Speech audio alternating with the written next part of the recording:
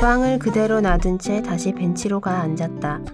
주위는 서서히 어둑해지고 있었다. 친구가 홀짝홀짝 맥주를 들이켰다. 나도 입안에 맥주를 털어넣은 뒤 말없이 앞을 바라봤다. 그렇게 오래 여행 가방 옆에 있자니 어쩐지 우리가 떠나갈 사람이 아니라 멀리 쫓겨난 사람처럼 느껴졌다. 그리고 꽤 오래전부터 그렇게 커다란 가방을 이고 다녔던 것 같은 기분도. 허리 숙여 찢어진 꽃잎 하나를 집어들었다.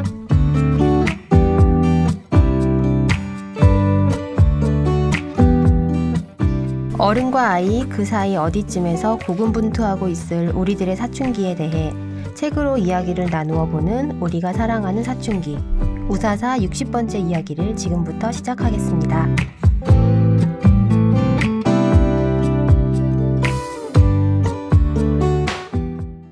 네, 안녕하세요. 우사사 60회 저는 얌얌쌤입니다. 안녕하세요. 안녕하세요. 메일입니다. 네, 오늘은 특별한 손님 빠케님이 오셨습니다. 안녕하세요. 안녕하세요. 네. 반갑습니다. 빠케입니다. 간단히 소개를 드리자면 책을 좋아하시고 많이 읽으시고 정이 많으시고 솔직하시고 네, 거침없으시고 이런 수식어를 붙일 수 있는 국어교육 관련 업종에 종사하고 계시는 가장 중요한 건 그냥 제가 좋아하는 분이라서 모셨습니다. 반갑습니다. 반갑습니다. 환영합니다. 박혜님. 반갑습니다. 네, 오늘 저희가 준비한 책은 김혜란 작가의 비행운이에요. 너는 자라 내가 되겠지. 겨우 내가 되겠지. 이 문장을 들어보신 분들이 많으실 것 같아요. 한 구절로만 치자면 이 책에서 가장 많이 알려진 문장일 것 같은데요. 이 책은 빠케님께서 추천해 주셨어요. 네. 저야 뭐 김혜란 작가님을 워낙 좋아하니까 덥석 받았는데 근데 궁금했어요. 왜 추천하셨을까? 우울하지 않나요? 전체적으로. 맞아요. 전체적으로 우울한 느낌이고 그 예전에 읽었던 김혜란 작가님의 작품들하고 또 많이 다른 느낌이기도 했는데 저는 이 책을 읽으면서 이걸 처음 읽었던 게 벌써 몇 년 전인 것 같은데 한동안 되게 우울에 빠졌던 것 같아요. 그 우울이 세상을 보는 우울이 아니라 너무 나를 보는 것 같아가지고 제가 변두리의 인생을 살고 있었다? 그런 느낌. 그런 거를 모르고 살다가 네. 여기서 얘기하는 그 주인공들과 내가 맞닿는 지점들이 너무 많은 거예요. 딱 여기서 항상 나오는 부평과 부평이 제가 주로 지역적으로 저의 지역적으로 그런 부분이었고 네. 제가 가장 이렇게 혼란스럽고 많이 변해가고 막 이 세상을 막 처음 접해보고 했던 시기가 20대인데 그 전에는 내적 갈등이라는 것을 모르다가 그렇죠. 그럴 수 있죠. 왜냐하면 사람마다 그 혼란의 시기는 다 다른 것 같아요. 맞아요. 네네. 오히려 10대는 할 게 눈앞에 놓여 있었고 내 눈앞에 보이는 세계가 너무 작고 공부만 하면 되고 그렇죠. 얼마나 쉬워요. 그래서 공부하고 맞아요. 집에 오고 그냥 그 단순한 세계 안에서 뭔가 비교할 거리도 없었던 것 같고 뭐 그냥 그렇게 살다가 정말 20대의 나에게 펼쳐진 세상은 좀 컸어요. 그때 이제 혼란을 많이 느끼고 대학교에 처음 들어가서 몇 달 뒤에 엄마한테 엄마 우리 집이 왜 이렇게 가난해? 그래요. 엄마한테 대학에 가서 이런저런 것들을 보니 내가 그렇게까지 이렇게 부유하거나 편하지 않았구나 라는 걸 이제 그때 좀 깨닫고 그걸 또 엄마한테 가서 얘기를 해서 지금까지도 그 얘기를 이제 엄마 가슴에 못을 한번 박고 사춘기 때 못을 박았어야 되는데 그죠. 그걸 안 하시다가 이제 20대 들어서서 여러 빠케님이 얼마나 학창 시절에 모범생이었을까. 모범생이고 착한 딸이었을지가 상상이 되네요. 본격적으로 책 이야기로 들어가 보면 비행운은 총 8편의 단편을 모아놓은 책인데요. 너의 여름은 어떠니? 벌레들, 물속 골리앗, 그곳의 밤, 여기의 노래, 하루의 축, 큐티클, 호텔 리악다, 서른 이렇게 단편이 모아져 있는데요. 이 중에서 오늘 저희는 큐티클과 서른에 대해 이야기를 나눠 보려고 합니다. 먼저 큐티클부터 제가 줄거리를 말씀드리고 나서 함께 이야기 나눠 보도록 할게요. 주인공은 사회생활을 시작한 지 얼마 되지 않은 회사원입니다. 그녀는 친구의 결혼식을 가기 위해 집을 나서는데요. 되도록 많은 사람들에게 그럴듯해 보이고 싶은 마음으로 9cm의 힐을 신고 지적인 분위기를 자아낼 수 있는 파란색 블라우스와 검정 스커트를 입고 길을 나섰습니다. 사실 주인공인 나는 오늘 약속 시간보다 1시간가량 일찍 나왔는데요. 이전부터 나를 사로잡고 있었던 것, 네일샵에 가서 손톱 관리를 해보고 싶었기 때문입니다. 주인공은 가장 도시다워 보이는, 가장 자기 관리를 잘하고 여유 있어 보이는, 뭔가 세련되고 커리어 우먼다운 모습의 궁극이 네일 아트를 한 깨끗하고 예쁜 손이라고 생각하고 있습니다. 샵에서 주인공은 아세톤으로 이물질을 닦아내고 스크럽 제품으로 각질을 벗기고 따뜻한 수건으로 손을 닦고 크림을 바르고 손 마사지를 받고 단백질 케어를 받은 후에 매니큐어를 2번 바르고 오일도 바르고 탑코트도 바른 후에 아, 손톱이 사탕 같아졌다 하며 행복해합니다. 예쁘고 깨끗해진 손으로 명동성당 결혼식장으로 향한 그녀는 도심 한복판 낯선 길을 헤매면서 더운 한낮 열기와 성당으로 가는 오르막길에 땀이 줄줄 흐르고요. 결혼식장에 도착했는데 다들 말쑥하게 차려입은 친구들 사이에서 아무도 알아주지 않는 손톱을 혼자 생각하며 의기소침해집니다. 얼떨결에 부케를 받게 된 주인공은 겨드랑이에 땀이 차서 진한 얼룩이 생긴 파란 블라우스의 모습으로 찰칵 사진으로 남게 됩니다. 결혼식이 끝나고 주인공은 남산 N타워에서 일하고 있는 어릴 적 친구를 찾아갑니다. 남산타워로 올라가는 길은 더욱더 힘이 드는데요. 하이힐과 클러치백, 그리고 결혼식에서 받은 부케를 들고 신용카드를 신청하고 사은품으로 받은 커다란 캐리어를 끌고 한참이나 계단을 올라갑니다. 친구의 유일한 기쁨이자 사치인 여행이 자주 그래왔듯 친구의 집안 사정으로 무산되었다는 얘기를 들으면서 주인공은 여행 가방 옆에 앉아있는 자신들의 모습이 떠나갈 사람이 아니라 쫓겨난 사람의 모습 같다고 생각합니다. 네, 요게 이 소설의 이야기였고요. 어떠셨을까요? 우리 인트로에서도 박희님이 요거 마지막 부분을 네. 읽어주신 거죠. 네네. 소설 어떠셨어요, 메일님? 첩첩산중도 이런 첩첩산중이 없다. 네. 산 넘어 산이고 잘해보려고 하는데 그게 잘 안 되고 본인의 내가 보여주고 싶은 걸 사람들이 봐주지 않고 내가 들키고 싶지 않은 순간에 들키고 정말 이런 하루가 있지 싶은 그런 날을 그린 이야기더라고요. 큐티클 정리들 해보셨나요? 이게 2012년에 나온 책이잖아요. 그래서 이때만 해도 이 네일샵에 가서 맞아요. 손톱을 정리하고 이러는 게 굉장히 사치스러운 고급한 느낌? 취미일 수 있는데 지금이랑은 또 약간 맞아요. 다르죠. 네. 지금은 젤네일 집에서 막 붙이고 그렇죠. 예, 그게 굉장히 접근하기 쉬운 꾸밈? 네, 큐티클 정리해봤어요. 그래서 결과적으로 아, 그러시군요. 아주 정신사나. 사케님 자주 하시나요? 저는 해요. 지금에 하는 마음은 뭔가 사회에 편입되고 그러고 싶은 마음은 아니라 무슨 마음인지 모르겠네요. 저는 정기적으로 가요. 2010년? 그러니까 요 정도? 20대 초반만 해도 되게 큰 마음 먹고 가는 거였어요. 저한테는. 그래도 가봤던 것 같아요. 맞아요. 해보고 싶어서. 해보고 싶고. 이제 이 이야기로 좀 들어가 보면 이 이야기에서 내 몸에 관심이 많아졌다라는 구절이 있어요. 이 사회에 나가고 돈을 벌기 시작하고 이러면서 공부하는 학생의 신분을 벗어나면서부터 내 몸에 관심이 많아지고 약간 내가 나를 돌보는 느낌이 굉장히 뿌듯하고 좋은 거예요. 이 주인공은. 예를 들면은 국산 콩 두부를 굳이 몇백 원 더 비싸도 그걸 사서 먹고 이게 이제 소비하고 좀 관련이 되는데 약간 더 좋은 걸 선택하고 나를 위해서. 근데 이제 그런 것 중에 내가 나를 돌보는 느낌을 느끼기에 되게 좋은 게 아마 이 손톱이었던 것 같아요. 그렇게 표현하면 되게 온건하게 들리는데 저는 이 여성의 허위의식이 가장 잘 드러나는 거라고 생각했거든요. 그러니까 몸을 잘 돌본다라고 해서 나의 건강, 어떤 단정하고 깨끗한 몸가짐 이런 차원이 아니고 네. 멋지게 성공한 선배 언니가 네일을 했는데 그 네일에서 눈을 못 너무 떼잖아요. 그럴듯해 보이잖아요. 나는 그 여성의 그런 커리어를 따라잡을 순 없지만 그녀가 가지고 있는 손톱만큼은 따라해보고 싶은 거죠. 정말 손톱만큼 따라가보고 싶은 마음 때문에 네일을 하게 되는 것이어서. 네.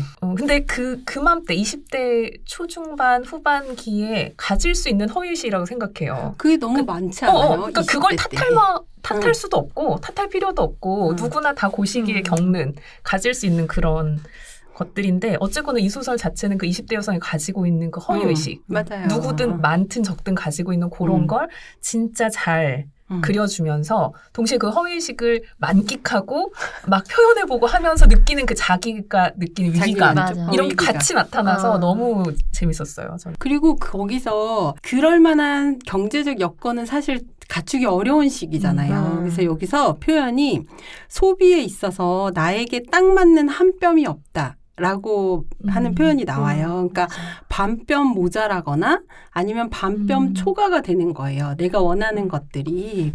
근데 이때는 항상 약간 희망이 있고 힘이 있으니까 반뼘 초과하는 선택들을 하면서 약간 조금 사치 같은 아까 말씀하신 그런 것들을 하면서 약간 만족감을 얻기도 하고 이게 20대에 가질 수 있는 허세라고 말씀하셨는데 허위의식 뭐 이렇게 말씀하셨는데 그런 선택을 할 수 있는 나이. 근데 저는 또 이 사람이 왜 그런 허위의식에 빠졌나를 생각해 보면 내가 내 삶이 내 뜻대로 안 흘러가는 거예요. 아 사회적으로?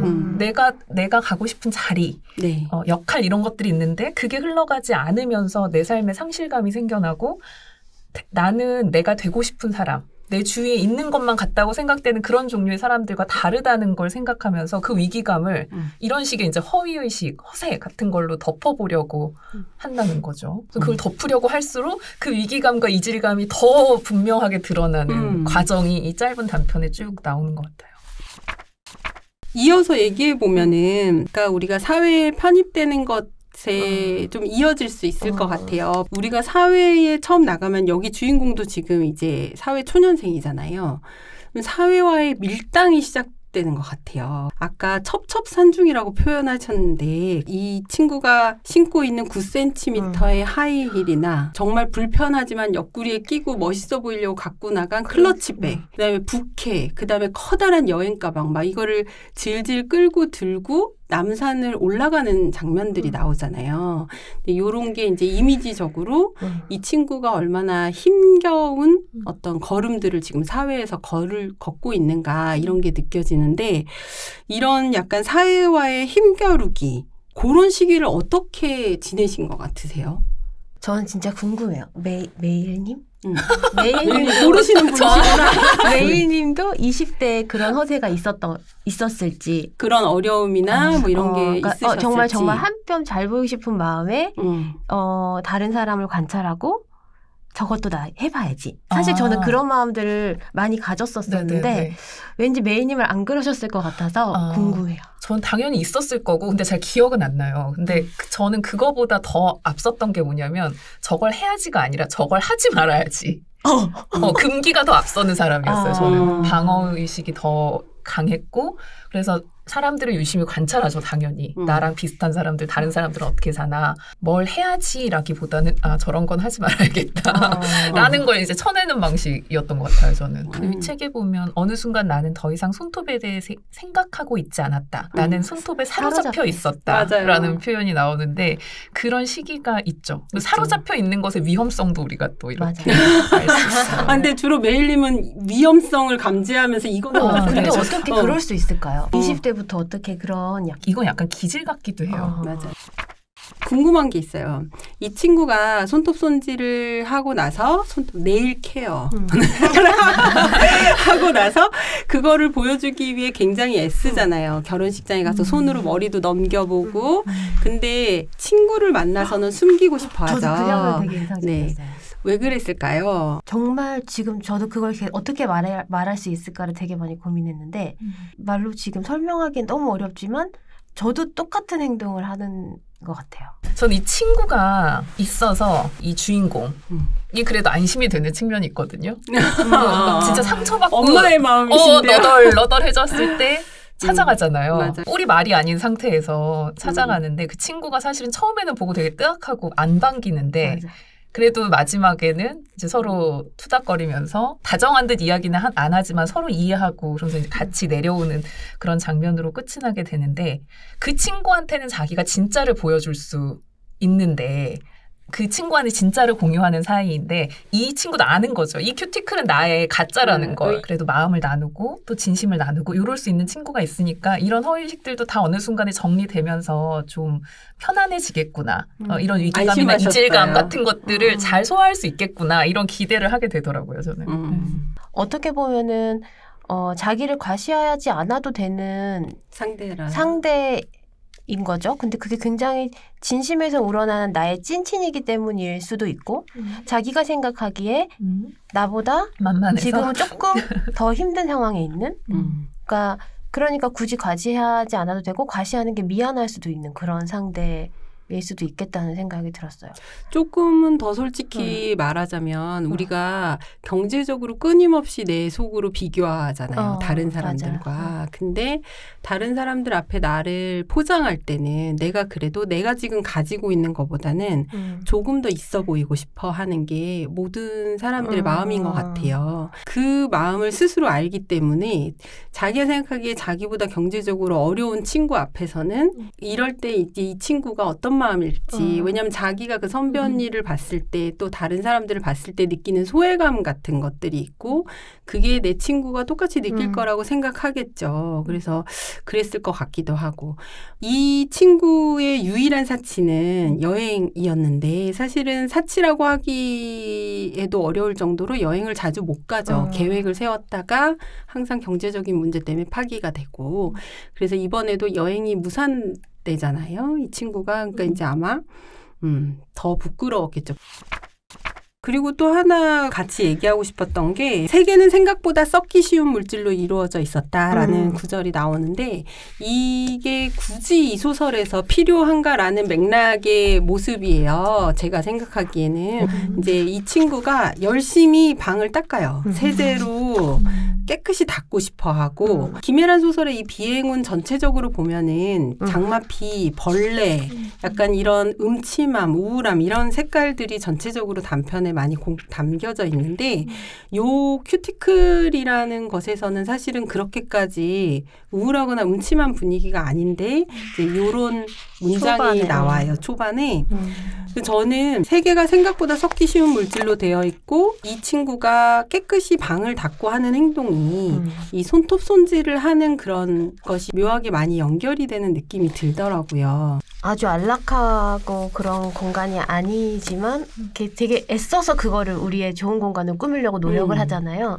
공간을 이렇게 그려내는 거는 김혜란 작가의 그 수필집 같은 게 있었죠. 거기 굉장히 자전적인 글들이 거의 나오는데 그걸 보면서 많은 작품들을 이해하게 됐어요. 김혜란 작가가 지방에 이렇게 있다가 대학에 입학하면서 상경을 하게 되는데 그때 엄마가 와서 방을 구해주러 오는데 방이 비싸요. 그리고 여름 내내 이렇게 땡볕에 막 돌아다니다가 정말 싸고 그런 반지하방 같은 데 이렇게 계약을 하고 엄마가 정말 그 파운데이션으로 떡칠이 되는 얼굴에 땀을 흘리면서 같이 빙수를 먹던 장면들, 습하고 서늘한 방에 혼자 누워있는 장면들, 이런 것들이 이렇게 딱 나오면서 그때 느꼈던 그 작가의 어떤 딱 서울에 딱 와서 던져졌을 때 그 느낌들이 이런 작품들에 수용되고 있다는 생각이 계속 들더라고요. 조금 더 이방인스러운. 이 집안 환경에 대해서 이제 이런 식으로 묘사하는 건 사실은 이 주인공이 처해 있는 현실의 은유이기도 하겠죠.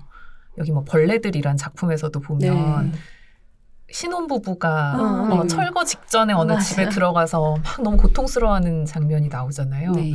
거기서도 참 청소를 열심히 하는 두 인물이 나오는데 그런 장면을 보더라도 아무튼 이 인물들에게 지금 자기가 처한 환경은 청소되어야 하는 곳, 더 깨끗해지고 더 좋아져야 개선을 필요로 하는 그런 곳으로 지금 다 그려지고 있는 것 같고, 네.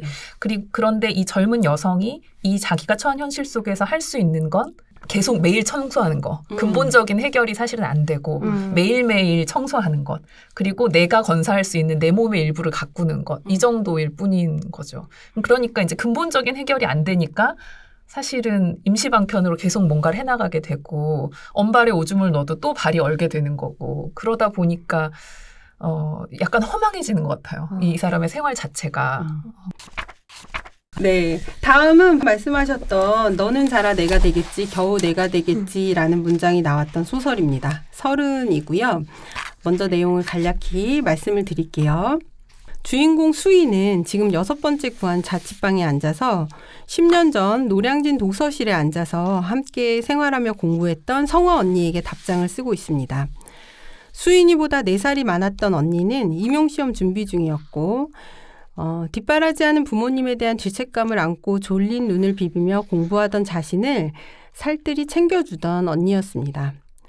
오래도록 시험에서 떨어졌던 언니는 결혼하고 아이를 낳고 결국에는 시험에 합격했다는 소식을 수인이에게 전하고 싶어서 수인이가 다녔던 학교로 엽서를 보냈던 건데요. 언니의 편지가 이제서야 수인의 손에 도착했고 그걸 보면서 주인공은 10년 전의 자신과 언니와 그리고 자신이 살아온 삶과 혜미라는 아이를 생각합니다. 수인은 재수 후에 부모님의 반대를 무릅쓰고 불문과에 들어갔었는데요. 그리고 정말 열심히 20대를 보냈습니다. 설문지 알바, 서빙 알바, 보습학원 강사 알바. 그렇게 겨우겨우 졸업한 주인공에게 남은 거는 학자금 대출이었고 아버지가 교통사고를 당하시면서 주인공의 집은 경제적으로 매우 힘들어지게 됩니다. 그때 주인공에게 예전 남자친구로부터 연락이 왔고 당시에 논문을 쓰느라 신용불량자가 되어 있었던 예전 남자친구는 이제 아주 말쑥한 차림으로 주인공 앞에 나타나서 수줍은 듯이 나 이제 돈 잘 벌어 하고 말합니다. 그 친구를 따라 주인공은 한 달에 300만 원, 많게는 1000만 원도 벌 수 있다는 한 다단계 업체에 들어가게 됩니다. 꿈이라는 말로 심장을 뛰게 하는 선진국형 신개념 네트워크 마케팅. 절박했던 주인공은 자물쇠가 채워진 신발장을 보면서도 화장실마저 누군가가 지키고 있는 공동 합숙소에서 휴대전화를 압수당하면서도 희망을 놓고 싶지 않았습니다. 자신이 팔고 있는 것이 물건이 아니라 사람이었다는 걸 깨달으면서도 모두에게 좋은 일이 될 거라고 믿고 싶었던 주인공은 결국 그 피라미드의 가장 아래에서 벗어날 수 없다는 것을 알고 자신을 대신해서 오래전에 학원 아르바이트 시절에 자기를 잘 따랐던 아이 혜미를 업체에 소개하고 자신은 빠져나오게 됩니다. 성화 언니가 보낸 엽서에는 수인이가 재수 시절에 고마웠던 언니에게 줄 수 있었던 유일한 것, 뚜레쥬르 빵집의 마일리지 카드가 들어있었습니다. 그리고 그 카드에는 또박또박 자신이 썼던 이름, 강수인이라는 이름이 비석처럼 쓰여 있었습니다. 수인이는 자신을 잘 따랐던 혜미를 생각합니다. 그리고 쌤 배고파요. 밥 사주세요. 전화 좀 해주세요. 쌤 저 좀 꺼내주세요. 라고 보냈던 혜미의 문자를 생각합니다. 다단계의 피라미드에서 나오지 못하고 엄청난 빚과 파탄난 인간관계로 자살을 시도했던 혜미는 지금 식물인간이 되어 병원에 누워 있습니다. 수인이는 혜미를 보러 갈 용기가 나지 않습니다. 이 편지가, 이 답장이 성화 언니에게 가서 닿는다면 그건 수인이가 혜미를 찾아갔다는 뜻인데요. 과연 수인이는 혜미에게 갈 수 있을까요? 네, 여기까지가 서른의 이야기입니다. 어떡하죠? 너무 속상해서 네, 너무 속상해서 네. 참 이렇게 가슴 아프고 속상한 소설들이 문제작. 소설을 탓하지 말아주세요. 소설은 죄가 없어요. 현실이 문제 아닙니까? 맞습니다. 손가락이 가리키는 달을 보아야 한다고 여태까지 얘기했는데 메일님이 말씀해 주신 것처럼 소설이 문제가 아니고 이렇게 소설이 쓰여질 수밖에 없는 실제 현실, 사실은 소설보다 더한 현실에 대해서 우리가 이야기를 나누게 될 수밖에 없는 것 같아요. 전 여기서 그런 대목이 있어요. 열심히 살았다고 묻는다면 그렇다고 대답할 수 있을 것 같은데 나 어쩌다 라는 문장이 있거든요. 그러니까 수인이의 마음을 잘 표현해주는 대목 같아요. 도대체 수인이의 삶은 뭐가 문제인가? 분명히 문제처럼 문제적인 것으로 보이는데 이 문제가 왜 생기는 건지 저의 첫 번째 질문이었어요. 아, 그래요? 열심히 살았는데 수인이의 질문입니다. 보이시죠? 제 성공. 그래도 제가 성공했으니까 이제 답 주세요. 수인이의 질문입니다. 열심히 살았는데 어떻게, 왜 이렇게 되었을까요? 우리 수인이는 이렇게 커다란 죄책감을 안고 지금 이 말을 쓰고 있는 게 너무 위태위태해 보여요. 지금 자살 시도를 했던 혜미에 대한 안타까움은 당연하고 너무 처절하고, 근데 그것 때문에 이 편지를 쓰고 있는 이 수인이도 저는 너무 위태로운 거예요. 그냥 너무 위태롭게 지금 수인이라는 아이가 비극에 와 있잖아요. 그리고 그 언니라고 불리는 사람은 그래도 오래 공부를 해서 임용이 된 걸로 한 나오죠. 8년째. 네. 8년째 임용이 되고 이제 뭐 결혼도 했다고 했나? 네, 결혼하고 네. 아기를 낳았다고 해서 어떻게 그렇게 언니가 수인이가 얘기를 해요. 그렇게 대단한 일을 사실 우리는 누구나 다 잘하면 결혼하고 아기를 그쵸. 낳고 살 수 있을 거라고 생각하지만 지금 수인이한테는 이 아기를 낳았다는 언니의 소식이 어떻게 그렇게 맞아. 대단한 일을 했지라고 수인이는 생각하고 있죠. 그러니까 같이 사임당 독서실에 있었는데 네. 사실은 그 둘 다 위태위태한 위치에 그 당시 놓여 있었던 것 같고 정말 약간의 운과 그다음에 뭐 뭔가 한 끗의 차이로 이 언니는 그래도 턱을 잡고 올라간 거예요. 올라가서 조금 그 루트를 안정되는. 탔어요. 사람들이 일상적이라고 느끼는 것으로 들어갔지만 수인이는 정말 거기서 한 발 삐끗해서 지금 여기까지 이게 몰려 있게 되는 그런 상황이 양쪽으로 그려지는데 너무 마음이 아팠어요. 근데 무겁지만 너무 재밌지 않나요? 너무 정말 악화 일로로 치닫지만 아무튼 그 사건 자체가 진짜 현실감 있고 맞아요.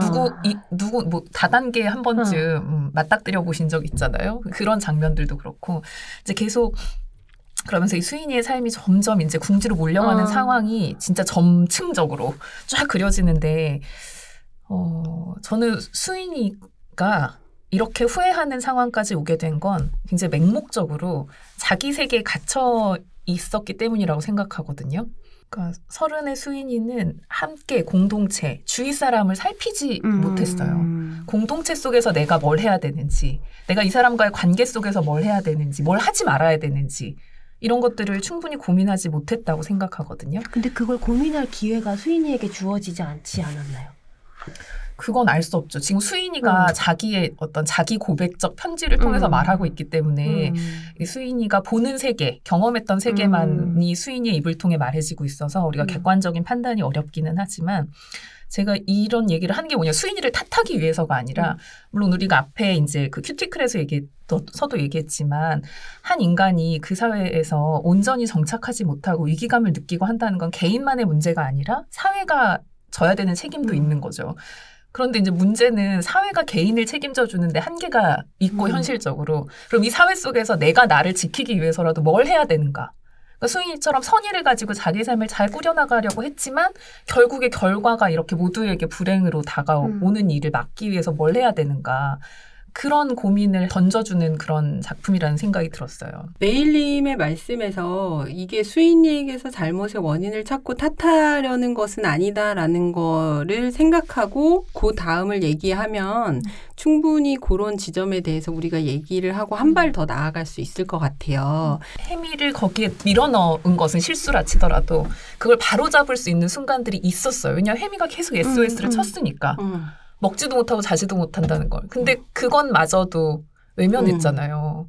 그 수인이가 충분히 죄책감을 가질 거라고 생각해요.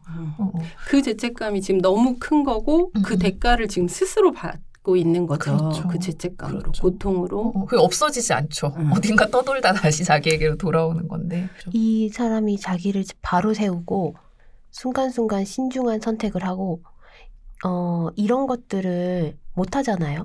그 못하게 되는 거는 여유가, 그럴 만한 여유가 이렇게 주어지지 않는다는 생각이 들어요. 그러니까 누가 얘한테 이렇게 해라고 알려주거나 뭐 책을 주거나 이렇게까지 안 한다고 해도 얘한테 시간적으로 경제적으로 조금만 여유가 있었다면 그러진 않을 것 같다는 생각이 들어요. 그러니까 주변을 보면 이렇게 20살부터 같이 이렇게 자라오면서 다들 꿈이 있잖아요. 그러면 그거를 위해서 그냥 몇 년이고 조금 유예하면서 시간을 가질 수 있는 그런 환경을 가진 사람과 당장 돈을 벌어야 되는 사람이 그 걸어가야 되는 길은 정말로 많이 다른 것 같다는 생각이 들었어요.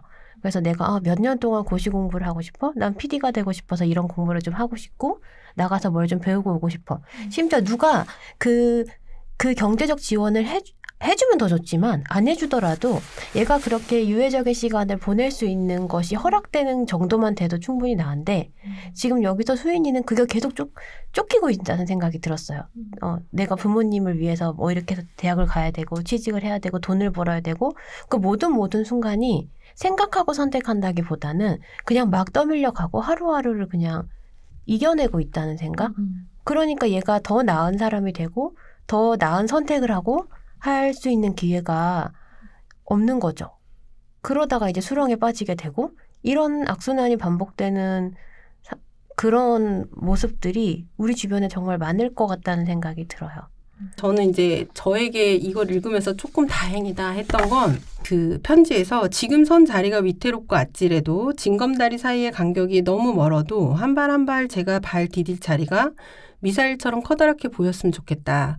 언젠가 이 시절을 바르게 건너간 뒤에 사람들에게 그리고 제 자신에게 이야기하고 싶다. 나 늦었어도 잘했지. 라고 이 말을 듣고 싶다라고 쓰는 걸 보면서 아, 수인이는 아직 잘 하고 싶구나. 그러니까 포기하고 싶진 않구나. 내 삶을 이런 생각이 들어서 조금 마음이 놓였고 그래서 저는 수인이가 혜미를 찾아갈 거라고 생각했어요. 찾아갈 수 있을 거야.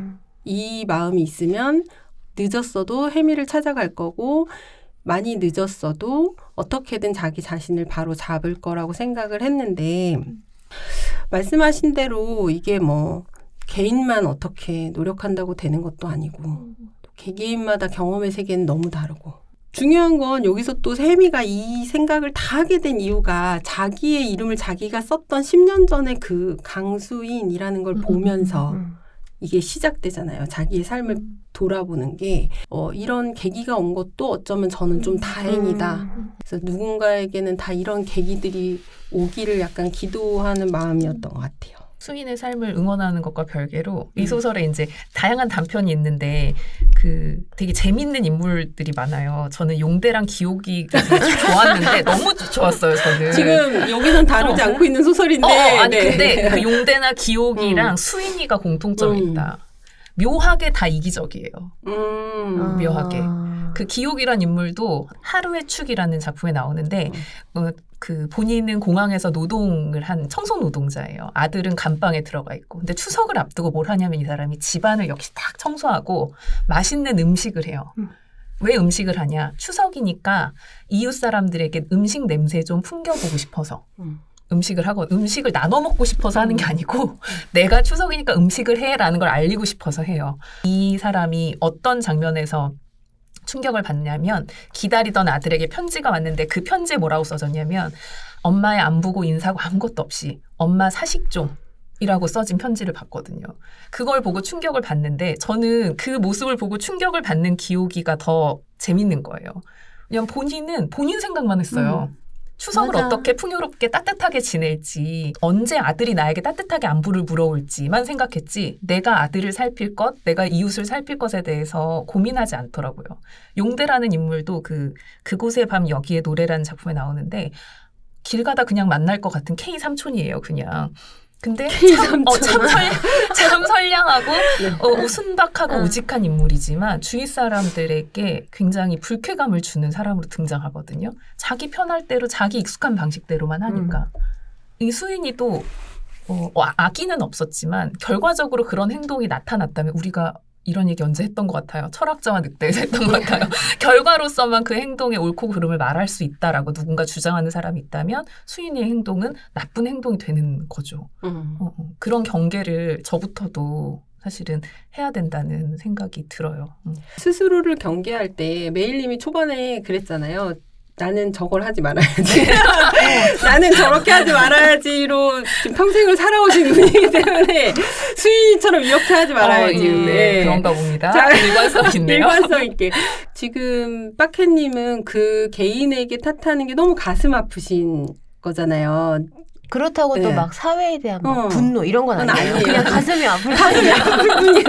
해결책도 없고. 해결책도 없고 너무 그냥 가슴이 아프다. 저도 사실은 이게 뭐 어느 쪽이냐는 아니지만 어쨌든 자기 자신을 잘 잡는 것이 그리고 저는 이기적이라고 말씀하셨는데 모든 인간은 전 이기적이라고 생각해요. 그리고 그 이기적인 자기 자신을 위해서 공동체를 생각한다고 생각해요. 저는 더. 그 이기심을 저는 더 그러니까 멀리 봤으면 좋겠다.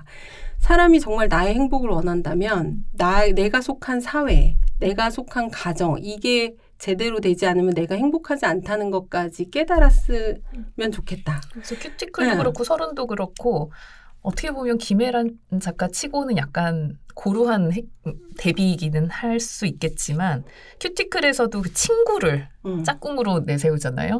이 서른에서도 성화 언니를 짝꿍으로 내세워서 데뷔시켜요. 네.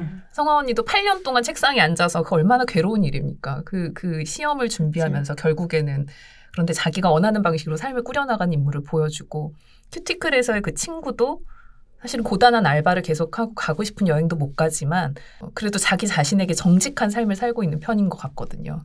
그래서 그런 식의 데뷔들이 약간 어떤 사인을 보내주는 것 같다는 생각도 그런 들어요. 것도 생각해보면. 그러면 더 얘기하고 싶은 거 있으면 좀 있어요. 저는 이 책의 제목과 표지가 매우 궁금합니다. 보통 단편집의 제목은 그 단편집에 실려있는 소설의 제목을 하나 따오는 경우가 일반적인데 이 소설집은 제목이 비행운이지만 비행운이라고 있는 제목을 단 작품이 하나도 없습니다. 맞아요. 그러니까 이런 경우는 좀 특이하기도 하고 그다음에 표지에 있는 이 그림도 이게 뭐지? 저희 집에 있는 꼬마가 제가 이 책을 보고 있으면 열이면 열 와서 엄마 이게 뭐야? 이렇게 물어요. 이 그림이 뭐냐는 거예요. 그 비행운의 그 의미는 알고 계셨죠? 네, 비행기가 지나갔을 때 구름에 그 남은 구름이에요? 자국. 네. 그게 원래 사전적 의미고. 그렇죠. 네. 비행운. 행운이 없다. 아니다. 행운이 없다. 라는 그렇게 해석할 수 있다. 작가의 말에 맨 끝에 349페이지에 보면 무언가 나를 지나갔는데 그게 뭔지 모르겠다. 당신도 보았느냐고 손가락을 들어 하늘을 가리키지만 그것은 이미 그곳에 없다. 무언가 나를 지나갔는데 그게 뭔지 몰라서 이름을 짓는다. 여러 개의 문장을 길게 이어서 누구도 한 번에 부를 수 없는 이름을. 기어코 다 부르고 난 뒤에도 여전히 알 수 없어 한 번 더 불러보게 만드는 그런 이름을. 나는 그게 소설의 구실 중 하나였으면 좋겠다. 서른의 한 장면은 내 가족 Y의 일기에서 시작되었다. 그녀에게 고마움을 전한다. 라는 작가의 말이 있어요. 저는 요거 좀 떠올랐어요. 이 비행운이 비행기가 지나가고 남아있는 구름의 자국이지만 뭐가 지나갔는지 어떤 비행기가 지나갔는지 뭔지 알 수 없는 그런 삶에서의 어떤 흔적 같은 상처일 수도 있고 그런 거지 않았을까라고 생각했는데 다르게 생각하실 수도 있을 것 같아요. 저희 이제 마지막으로 접어두고 싶은 페이지 읽고 마무리를 지어볼게요. 저는 그곳의 밤 여기의 노래라는 작품의 일부입니다. 146쪽부터인데요. 그러니까 제 말은요. 그렇게 우연히 노래랑 나랑 만났는데 또 너무 좋은데 나는 내려야 하고 그렇게 집에 가면서 나는 그 노래 제목을 영영 알지 못하게 되겠구나 하는 생각이 드는 때가 있다는 거예요. 용대가 물었다. 그럼 다 듣고 내리지 그랬어요. 그녀는 나이답지 않게 온화한 미소를 지으며 답했다. 그런데 감동적인 음악을 들으면요. 참 좋다, 좋은데 나는 영영 그게 무슨 노래인지 알 수 없을 거라는 바로 그 사실이 좋을 때가 있어요. 그때는 그러려니 했는데 이따금 그 아가씨 말이 떠올랐다. 네. 요 대목인데 용대라는 인물이 택시 운전을 하면서 어느 젊은 여자 손님을 태웠던 일화를 소개하고 있는 대목입니다. 그 용대가 상처를 받는 여러 장면들이 여기 나오는데 그 상처받는 장면이 언제냐면 그 어떤 대상이나 인물의 속사를 들여다봤을 때거든요. 그 사람이 진짜 어떤 사람인가, 진짜 나에 대해서 어떻게 생각했는가를 알게 됐을 때 상처를 받더라고요. 근데 여기 있는 이 여성은 너무 좋은 음악인데 그 음악이 뭔지 모른 채 그냥 헤어지는 것이 훨씬 더 아름답고 의미 있다고 생각하더라고요. 그러니까 속사를 들여다볼 때의 고통이나 불쾌감 같은 것들이 이 여자의 말을 통해서 드러나는 것 같아서 저는 이 대목이 좀 인상적이었습니다. 우리는 굉장히 모순적인 존재인 것 같아요. 사람들은 누군가가 알았을 때 불편한 게 너무 많은데 또 누군가는 알아줬으면 좋겠고. 맞아요. 네, 저는 서른의 한 부분이고요. 292쪽입니다. 네. 아까도 잠깐 언급하기는 했는데 우리가 그 결과를 보고 그 사람의 선택을 보고 막 이렇게 얘기를 하지만 저는 이 서른이라는 작품이 계속해서 마음에 남았던 건 그 과정에서 이 사람들이 느꼈을 순간순간의 마음과 실제 삶들이었어요. 그 작가가 그 친척 누구의 일기에서 영감을 받았다 했는데 아마 이 부분이었을까라는 생각이 좀 들었거든요. 중간부터입니다. 그때는 언니가 되게 언니처럼 느껴졌는데 이제 저도 30이네요. 그 사이 언니에게도 몇 줄로는 요약할 수 없는 시간들이 지나갔겠죠. 바람이 계절을 걷어가듯 세월이 언니로부터 앗아간 것들이 있을 테죠. 단순히 기회비용이라고만 하기엔 아쉽게 놓쳐버려 아직도 가슴을 아리게 하는 것도. 말해도 어쩔 수 없어 홀로 감당해야 할 비밀들과 사연들도요. 그래서 사실 오늘 언니가 8년 동안 임용이 안 되었다는 얘기를 들었을 때 가슴이 먹먹했어요. 8년이라니. 괄호 속에 갇힌 물음표처럼 칸에 갇혀 조금씩 시들어갔을 언니의 24, 25, 26, 31가 가늠이 안 됐거든요.